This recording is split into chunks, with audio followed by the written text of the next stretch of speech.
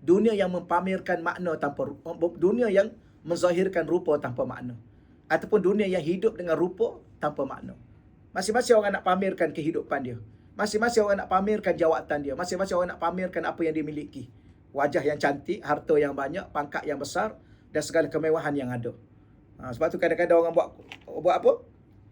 Buat konten kan, atau buat live TikTok kan.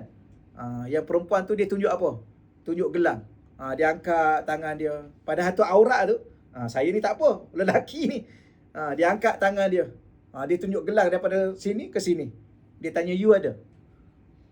Tengok gelang saya.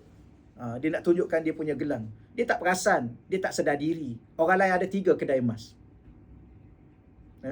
Dia ada satu lengan dia ada gelang. Dia nak tunjuk dah kat orang. Orang lain ada 3 gelang, 3 kedai emas. Dia nak cakap apa? Dia tunjukkan dia buat live TikTok depan kereta mewah dia. Orang lain ada gedung kereta, orang lain jual kereta mewah 3 gedung lah. Kenapa? Apa masalah sebenarnya? Kerana nak mempamerkan rupa tanpa makna. Kerana apa? Kerana dalam hati dia tidak ada Allah. Dalam makna kehidupan ni. Baik, saya baca di sini. Makna, ya,